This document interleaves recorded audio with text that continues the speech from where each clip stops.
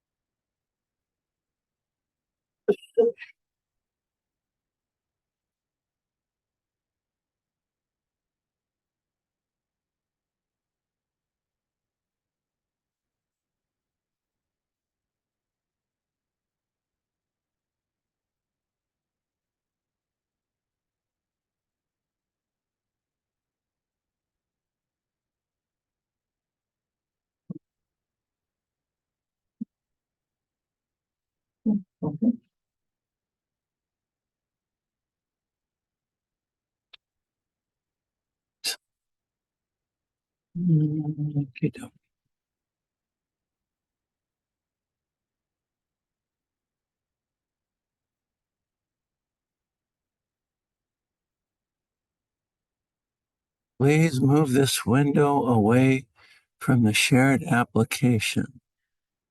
Oh, why?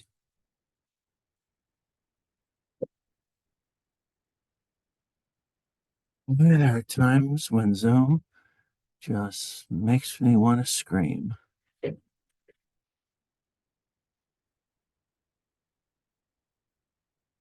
Mhm.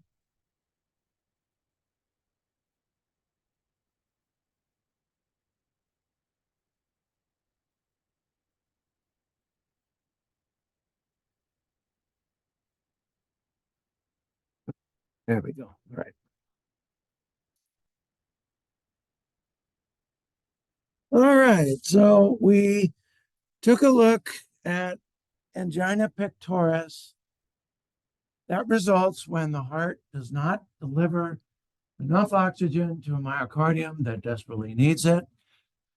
At the end of those slides, you see drugs for lowering blood pressure, ACE inhibitors. They clinically, in several trials, have been shown to be very effective at decreasing mortality and morbidity in people with angina pectoris. Likewise, statins have a very important role to play as well. They, in several trials, large trials, very well conducted trials, have been shown to decrease blockage, therefore increase delivery of oxygen to the myocardium and prevent lesions from getting any bigger. Now we're going to look at heart failure. So heart failure results when the heart can't pump enough blood to meet the demands of the body. There are many different heart diseases that can impair the heart's ability to pump. Valvular diseases, can impair the ability of the heart to pump.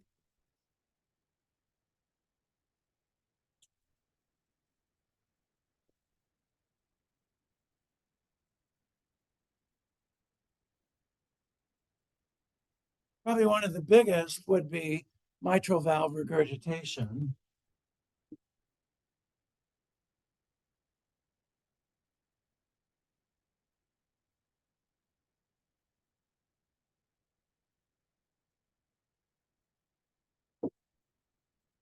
When it comes to causes of heart failure, that's kind of high on the list. Also, there are ischemic heart diseases.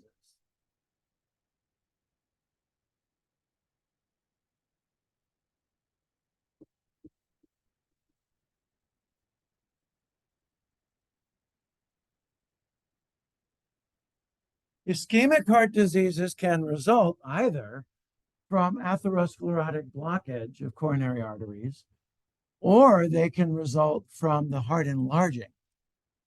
When the heart enlarges, you have more real estate for the vascular trees of the heart to cover. They have trouble covering it, therefore, they have trouble feeding this enlarged heart. So, both of these, and when it comes to ischemic heart diseases, your cardiomyopathies,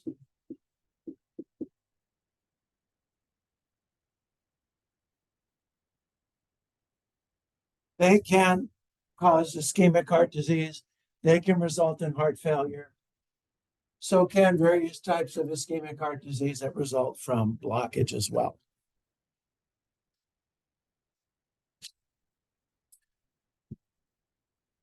So heart failure can result from ventricles that don't pump enough blood during systole.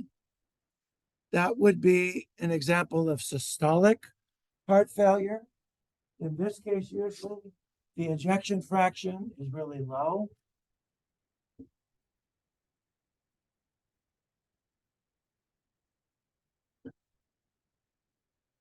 Systolic heart failure.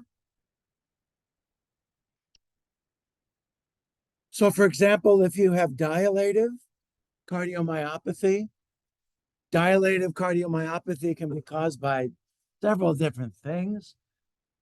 There are diseases of collagen, for example, that can cause dilative cardiomyopathy. Things like Ehlers-Danlos syndrome, things like Marfan syndrome. Also, there's a disease that's caused by a protozoan parasite. You get it from the bite of a rejuvenate bug, and it is called Chagas disease. It's called by Trypanosome cruzi. The organism takes up residence in the myocardium of the heart. That can cause dilative cardiomyopathy. So if those ventricles dilate, they can fill, but they can't contract. So in this case, systolic heart failure, the heart can't pump properly. Likewise, you can have a problem where the ventricles don't relax well enough. Because they don't relax well enough, the heart doesn't fill properly. So that would be an example of diastolic heart failure.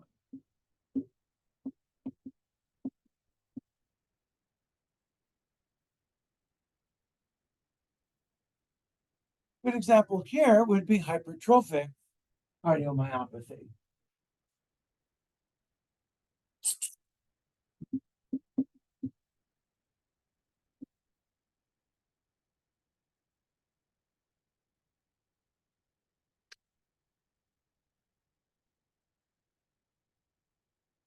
A lot of your hypertrophic cardiomyopathies are very often due to mutations in the gene that encodes beta myosin.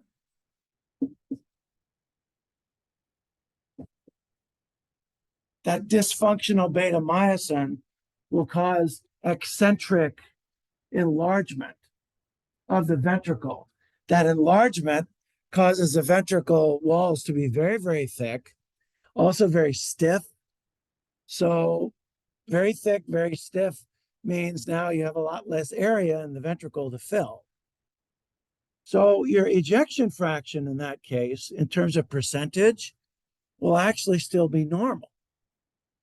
But the actual amount of blood that fills the heart and then gets pumped out will go down, such that the heart cannot properly service the rest of the body.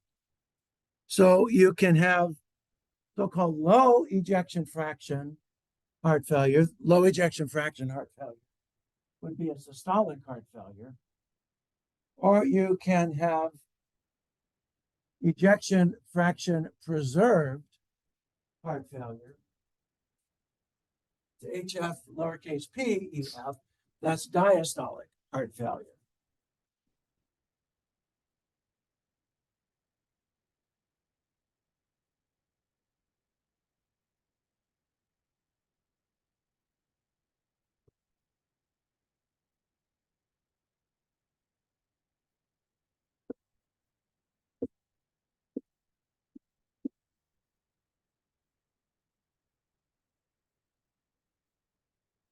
You see those in papers, they simply refer to either diastolic inability of the heart to properly fill or systolic inability of the walls to actually properly pump.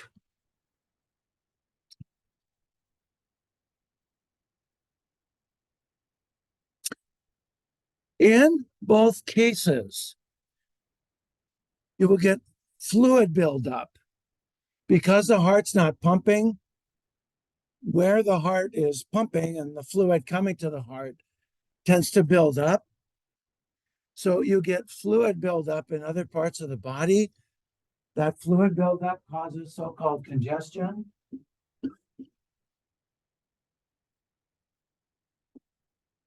And consequently, heart failure sometimes is called congestive heart failure.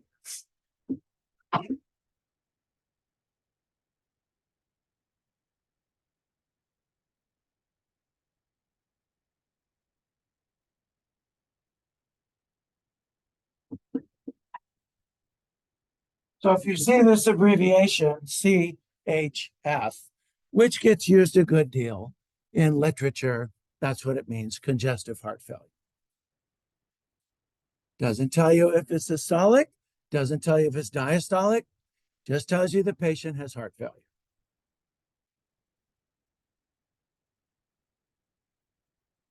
So the heart has to squeeze out, if you will, a certain volume of blood each minute. This amount of blood it squeezes out each minute is cardiac output.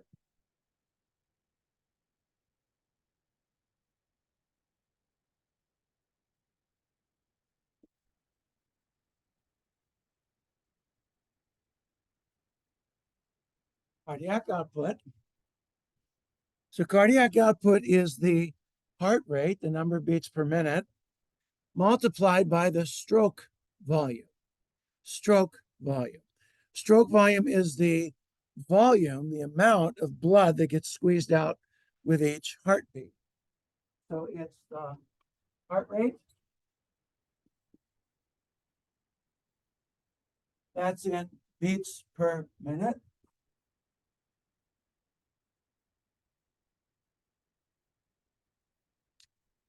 Times the stroke volume. That's going to be milliliters of blood squeezed out per beat.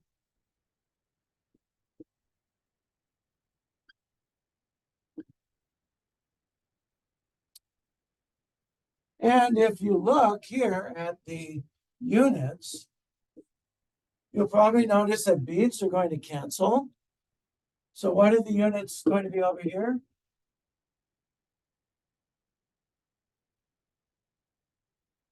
Go ahead, do it in your head, or write it down and just work it out yourself.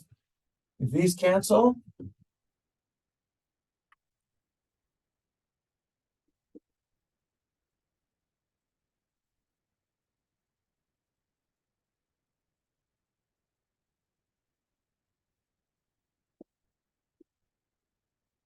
that what you got? Okay, so we're on the same page.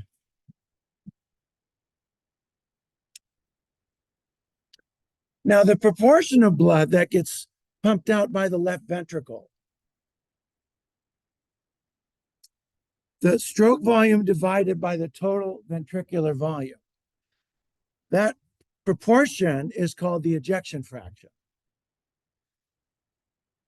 So stroke volume divided by the total volume that's in the ventricle, left ventricle, that's the ejection fraction. So an ejection fraction that's usually anywhere from 50 to 70%, that's going to be a normal ejection fraction. Between 40 to 50% is usually considered borderline, and anything below 40% justifies a diagnosis of systolic heart failure with reduced ejection fraction. Anything below 40%, that's a number I need you to remember. So, like I do with my Bible quizzers, I make them rehearse. So let's rehearse. Normal ejection fraction is 2, 50% to 70%, 40 to 50% is, you guys didn't get enough coffee this morning.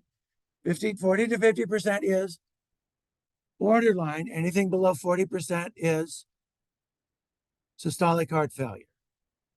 Okay, maybe this side of the room can start responding now. 50 to 70% ejection fraction is normal. 40 to 50% is, and below what justifies the diagnosis of systolic heart failure? 40%.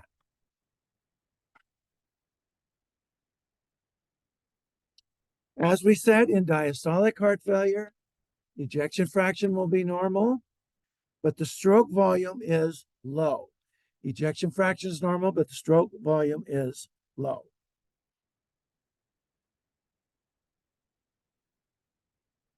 Heart failure can affect the right ventricle, the left ventricle, or both ventricles.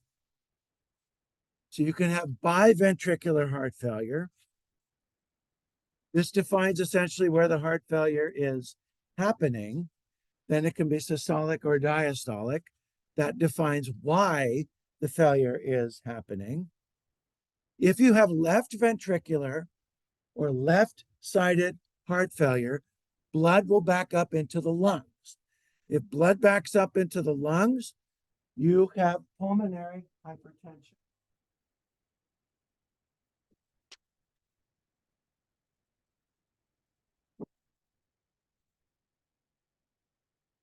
HF is heart failure. It doesn't mean Henry Fowler, it's heart failure. Blood backs up into the lungs.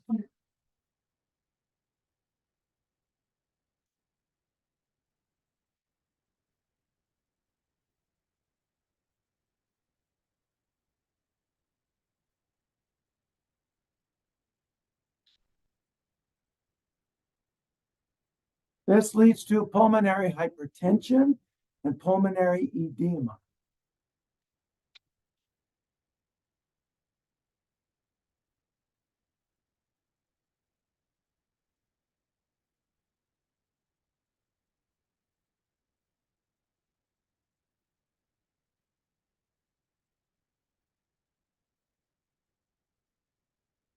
Grace, what's edema?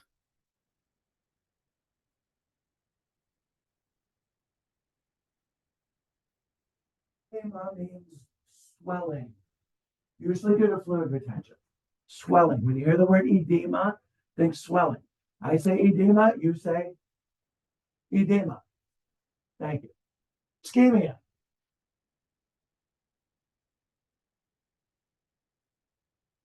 Coffee. Lack of oxygen. Ischemia, lack of oxygen. Edema. Ischemia. Thank you. Thank you. Thank you.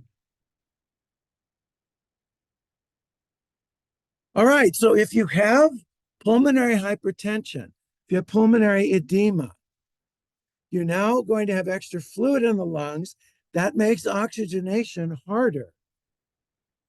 Ventilation of carbon dioxide will still work pretty well. but patients are going to have dyspnea. Dyspnea.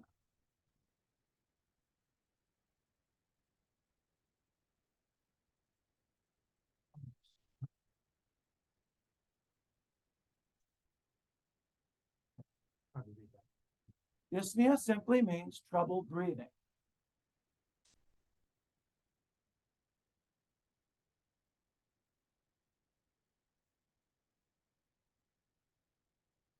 Another thing you'll see is that it gets worse when they lie down. Why would it get worse when they lie down? Bless you.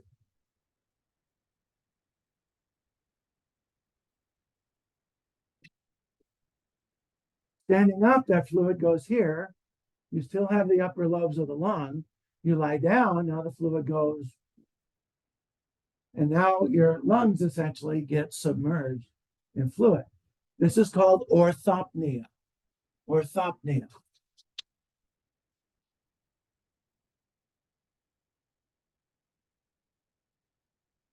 People will tell you, I can't sleep in my bed. I have to have several pillows. I can't sleep in my bed. I have to sleep in my recliner.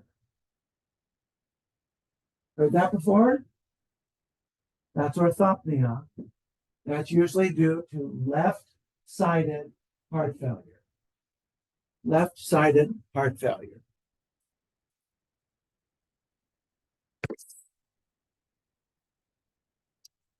Because of the extra fluid in the lungs, when you listen to the lungs with a stethoscope, you're going to hear crackles or rails on auscultation. You'll hear kind of a gurgling sound almost that causes crackling as they breathe in and out.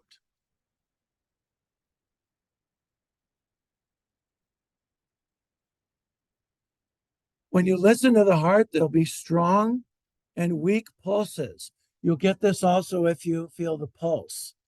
The pulse may go, something like that. That's called pulsus alternans. Pulsus alternans.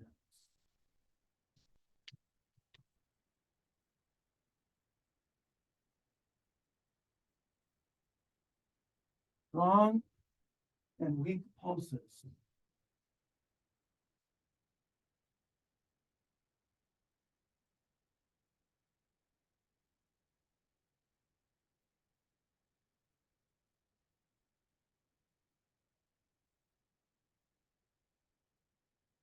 The pulsus alternans tends to result because the decrease of the ejection fraction causes a reduction in stroke volume.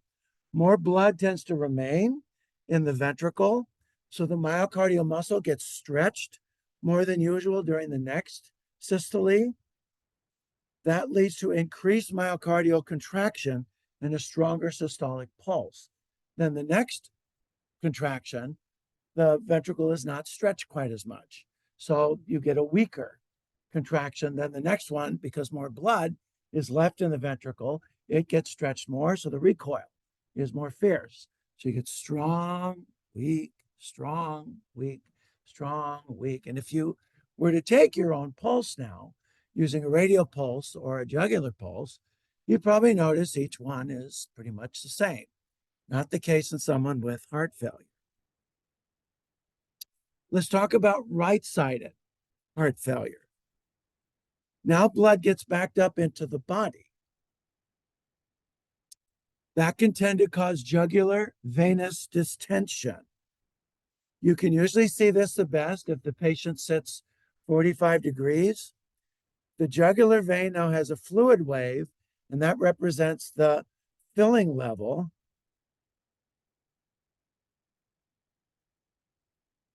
With right-sided heart failure, if I write this slow, you have trouble seeing it, right? Because of the monitor. Yeah, you have trouble. Okay, then maybe we'll just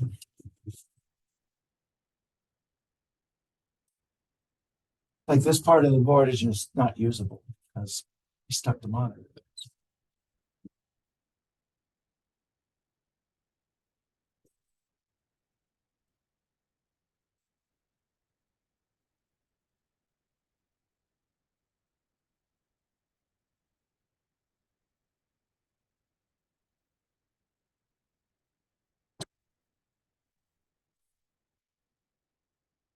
Blood can also back up into the liver and the spleen. Consequently, both of those can enlarge. This is called hepatosplenomegaly. Hepatosplenomegaly.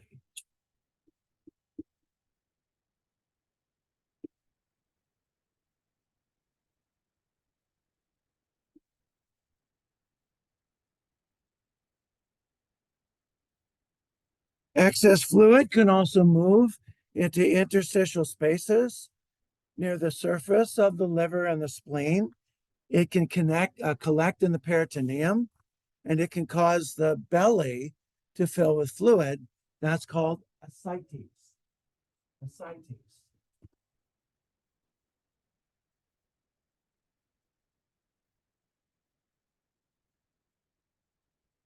Ascites, since the black's not very.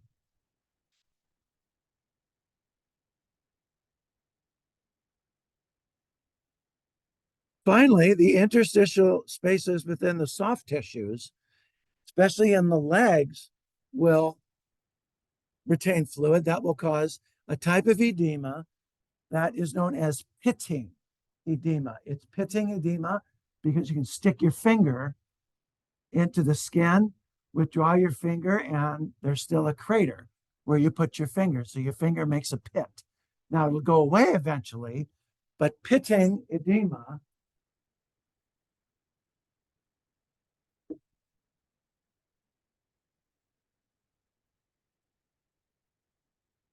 typically seen in the ankles.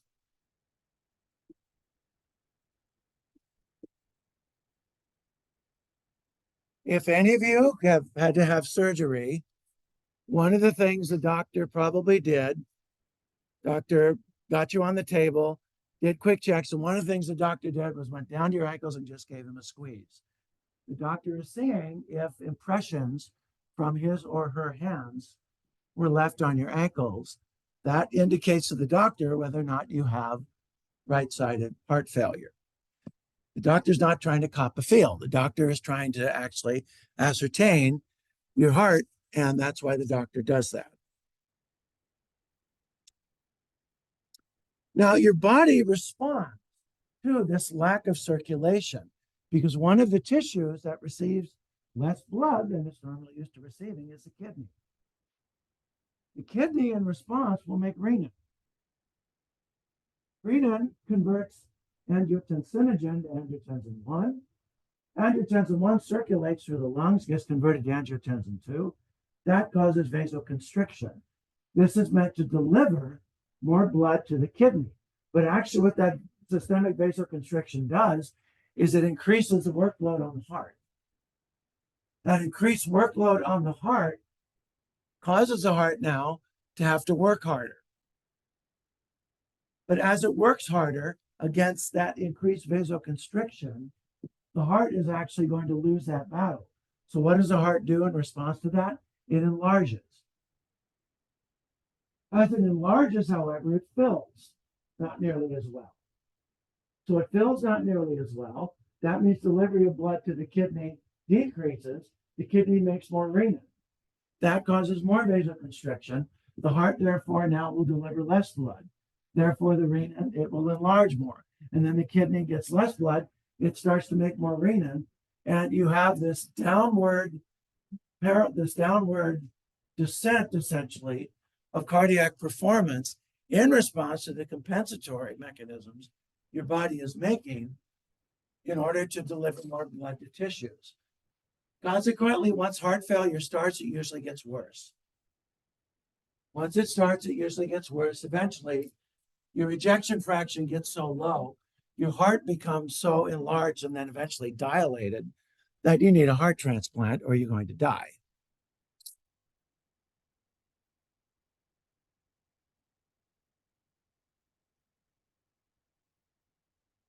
So there are ways to classify heart failure based on the New York Heart Association classification scheme. This classification scheme has been adopted by the European Society of Cardiology. There are 4 classes. Class 1 patients experience symptoms only after extreme exertion. That's class 1 patients, are the least severe. Class 2 patients experience symptoms with moderate exertion.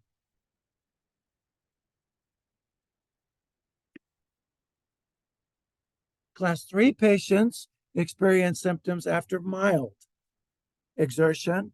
And then class 4 patients experience symptoms at rest. And more detail is listed here, but I'll just very quickly summarize again. Class 1 patients experience heart failure symptoms after extreme exertion. Class 2 patients experience symptoms with moderate exertion. Class 3 patients experience symptoms with mild exertion. And class 4 patients experience symptoms at rest.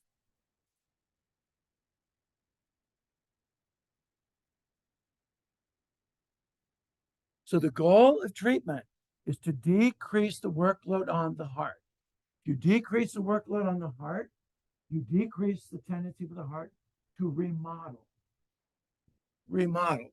When you hear remodel, you probably think, oh, a new kitchen, new cabinets, something like that.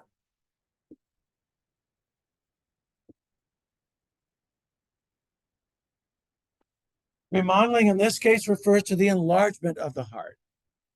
As the heart enlarges, the blood vessels of the coronary system cannot feed that enlarging myocardium. Secondly, the enlarged heart doesn't fill as well. 3, the enlarged heart has walls that get stiff and don't contract as well. So you want to prevent enlarging. Consequently, you must inhibit the renin-angiotensin-aldosterone system. Therefore, your ACE inhibitors and so on and so forth become state center.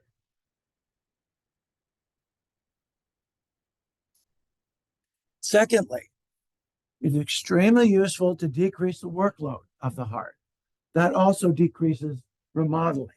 Therefore, beta blockers are incredibly useful.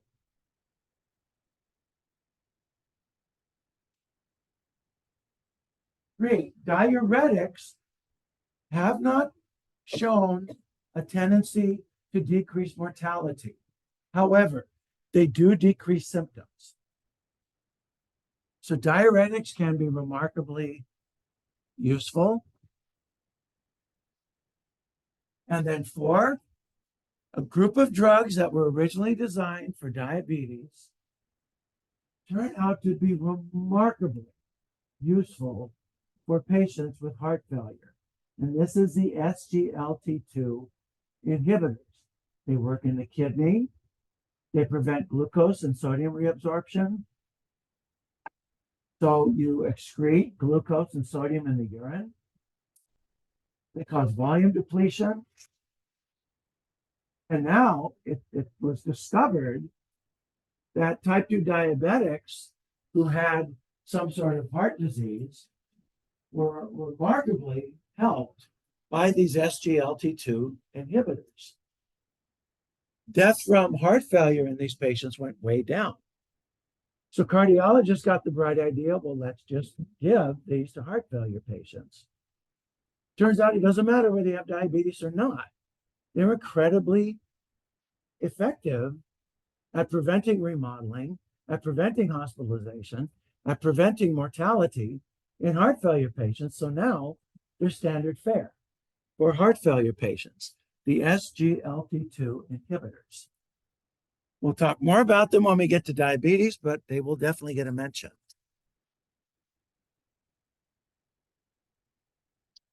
So it used to be when you were diagnosed with heart failure, you went on an ACE inhibitor. And then came the paradigm study. The paradigm study looked at a drug combination that combined valsartan, which is an angiotensin II receptor antagonist, and a drug that had never been given to anyone before called sacubitril. Sacubitril is a neprilysin inhibitor. And many of you are staring at me saying, what's neprilysin? I have no idea what that is. Why are you confusing me with this new term? When the heart starts to enlarge, it starts to make a peptide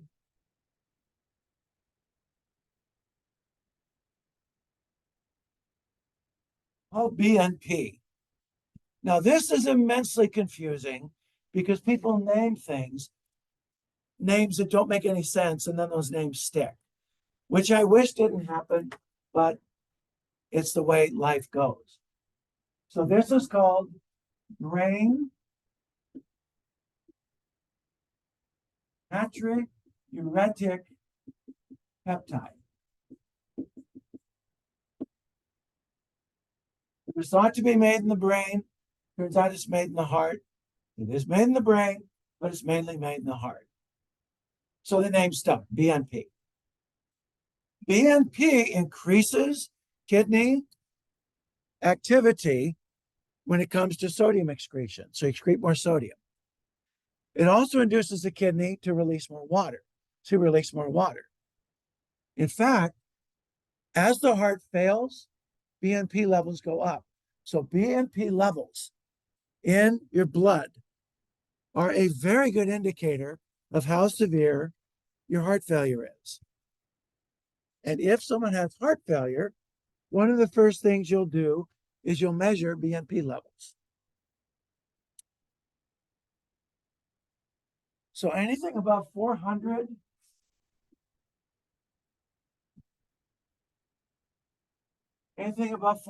picograms per mil is diagnostic of heart failure. Anything between 100 and 400 is borderline. And anything below 100 picograms per mil is normal. Neprilysin degrades BNP.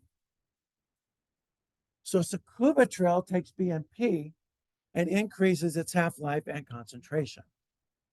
You put these two drugs together, you make a drug combination that's marketed under the name Entresto. Now, the paradigm study had its flaws. It was not a perfect study. But the results of that study were pretty clear, that the combination Entresto was superior to either valsartan alone or to lisinopril or other types of ACE inhibitors. Since then, if you talk to cardiologists who use Entresto, they have said, yeah, I put my patients on Entresto now. I don't even mess with a ACE inhibitor or something like that. Entresto really seems to work. So Entresto is one of the first drugs usually the patient gets put on.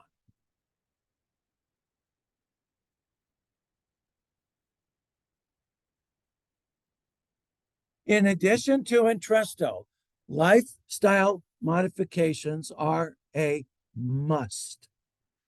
Are a must. Smoking must be stopped. Alcohol consumption must cease. Sodium intake must go down.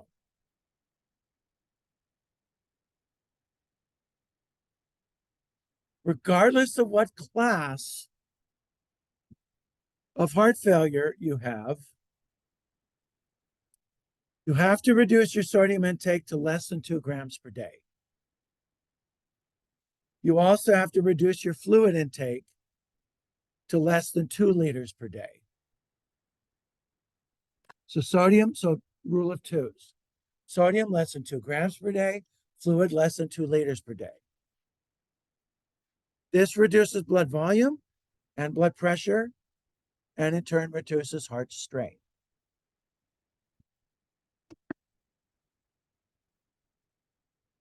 Okay, medicine alone will not treat it. You must have lifestyle changes as well. Everybody say that with me. Medicine alone will not treat it. You must have lifestyle changes. You're not speaking it with me. You're going to speak it with me this time, right? Get your coffee if you're not awake. Medicine alone will not treat it. You must have lifestyle changes.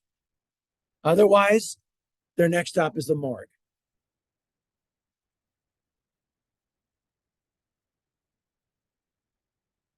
So with class 1, you add Entresto. As they go to the next classes, you layer on new medicines. Once the patient goes to class 2, now you're going to layer on a diuretic of some sort, either a loop diuretic, a thiazide diuretic. You're trying to relieve congestive heart symptoms. I'm sorry. In addition to the ACE inhibitor, well, Entresto class 1, you also get a beta blocker. I forgot to mention that. My fault. My fault. I'm sorry.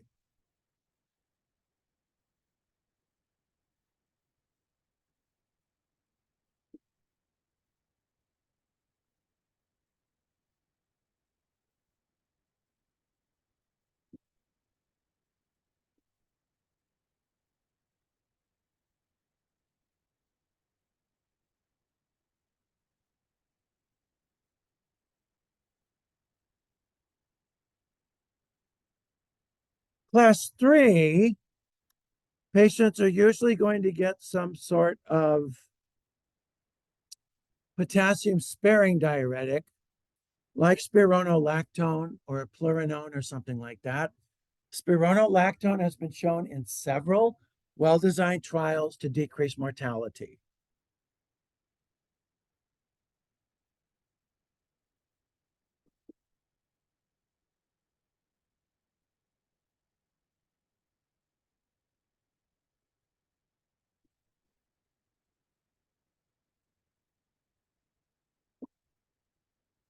In addition to that, you'll get a vasodilator.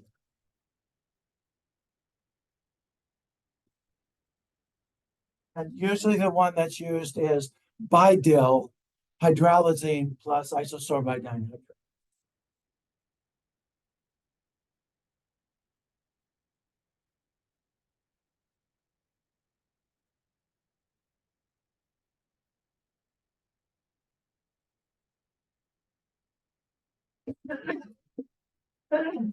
Pleasure.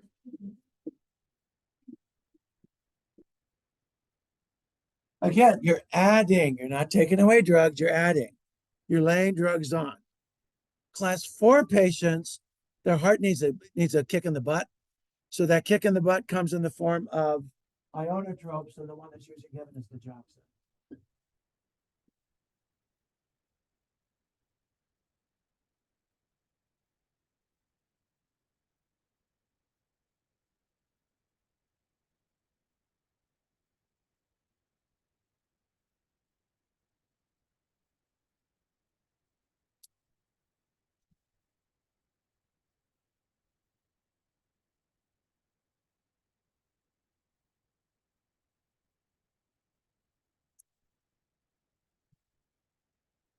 I forgot to bring my notes today. There's a table of the drugs for heart failure in your notes.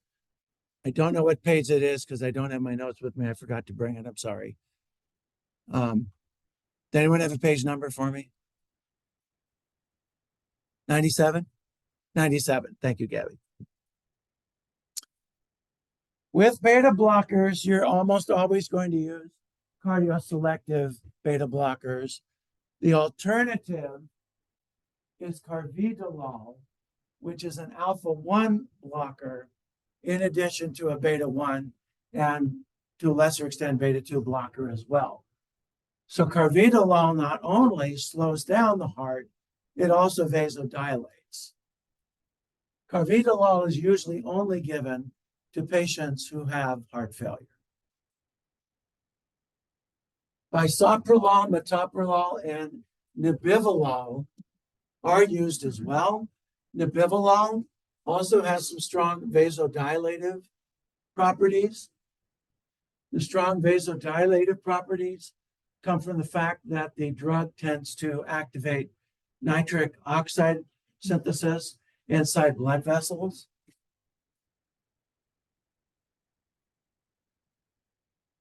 So those are your beta blockers. Remember, beta blockers, you get those at the very beginning of your diagnosis.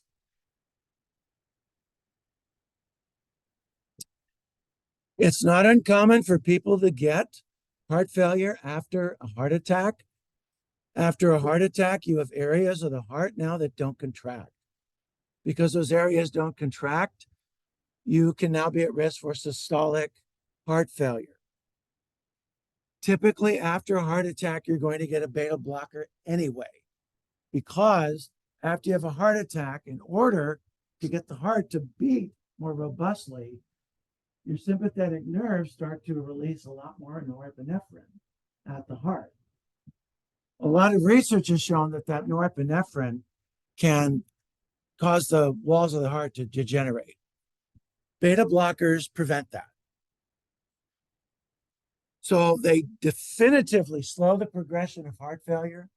They reduce mortality in both moderate and severe heart failure.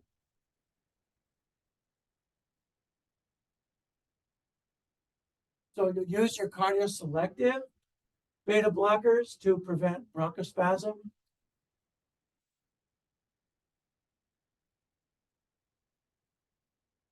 And there can be some problems with bradycardia, of course. They can make an AV block a lot worse if the patient has the AV block, in which case they might be contraindicated. And they may cause so-called acute cardiac decompensation, which we'll talk about in just a bit.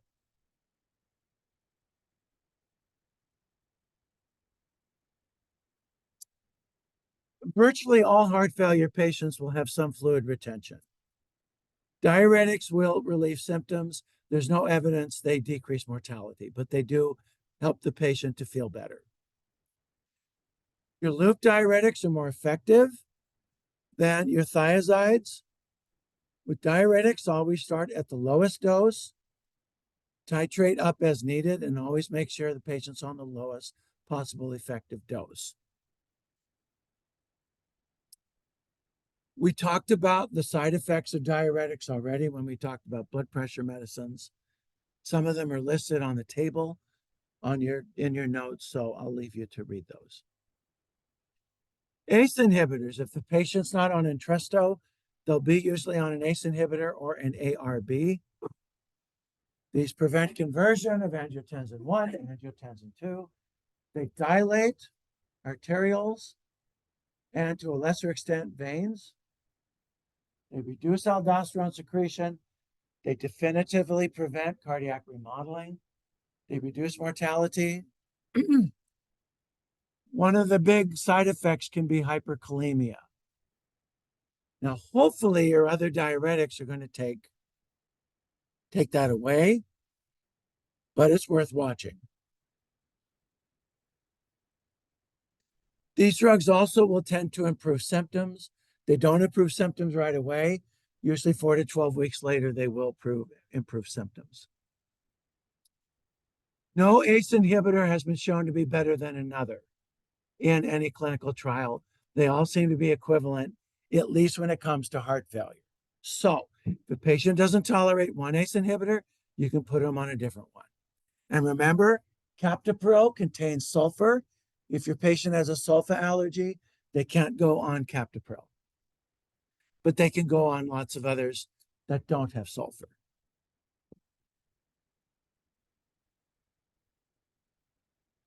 Angiotensin 2 receptor blockers don't cause as much coughing as the ACE inhibitors. Clinically, they're used for the same indications as ACE inhibitors. They do reduce mortality. They don't seem to be quite as effective as ACE inhibitors, but they still work.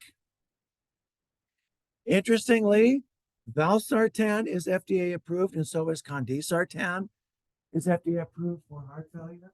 All the others are used off label. No one's clinical experience has shown that one ARB is better than the other. So they get used off label, and most cardiologists will say they're all the same, even though only 2 of them are FDA approved, those being valsartan and condesartan. They're approved because they were used in the clinical trials that showed they're effective for heart failure. That's why the FDA approved them. But the others seem to work just as well.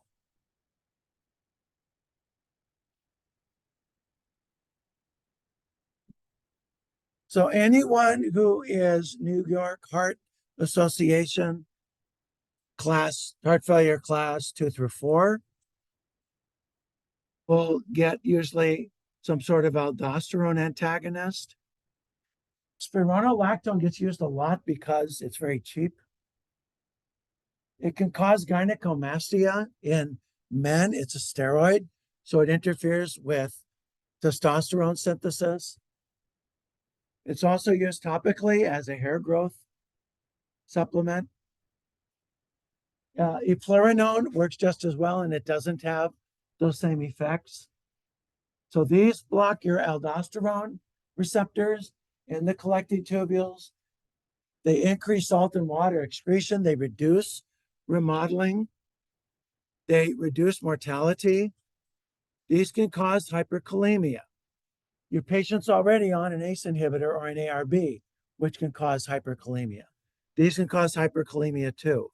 So, and your patient also has to be on fluid restriction. So their potassium excretion might not be that great. So you're going to really need to watch for hyperkalemia.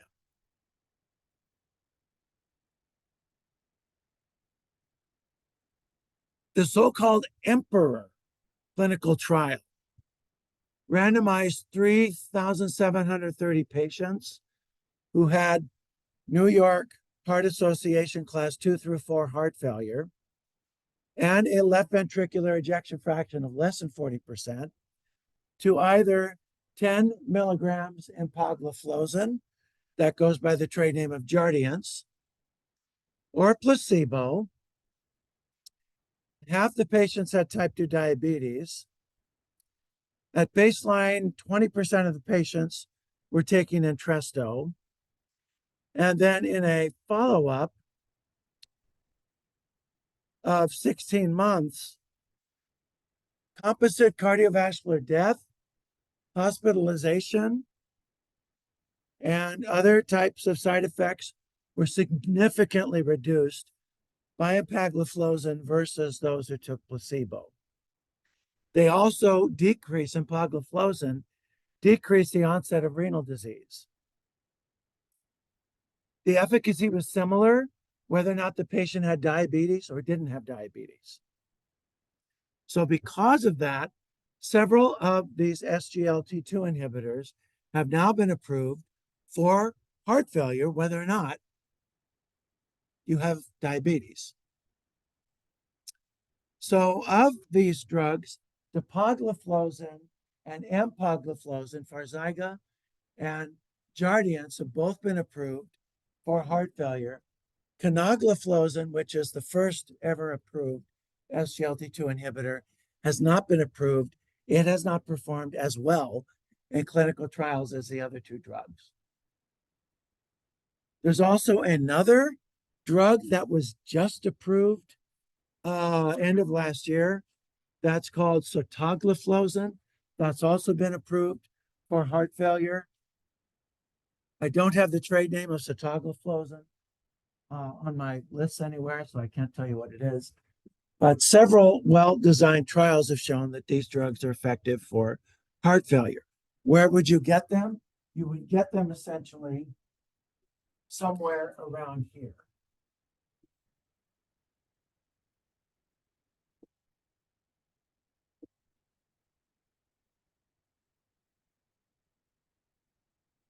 So these drugs add another arrow to the armamentarium of the cardiologist, if you will.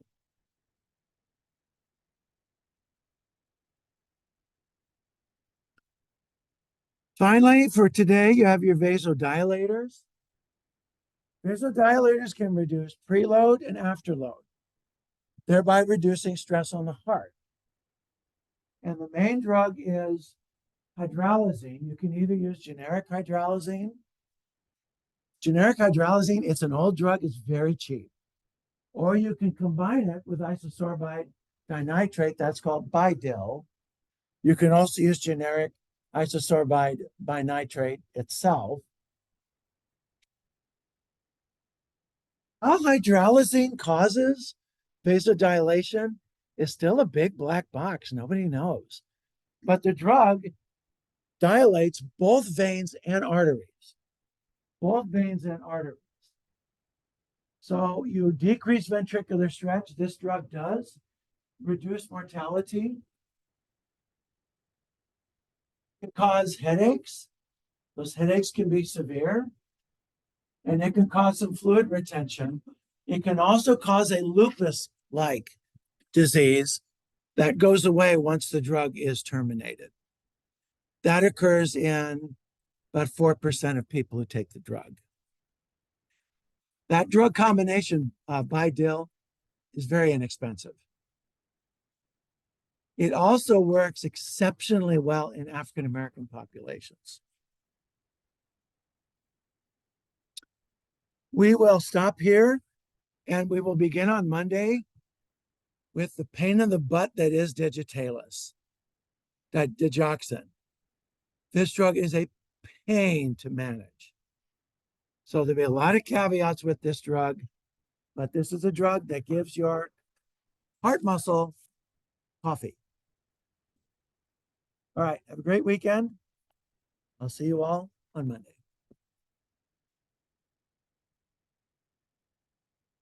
Yes, we do.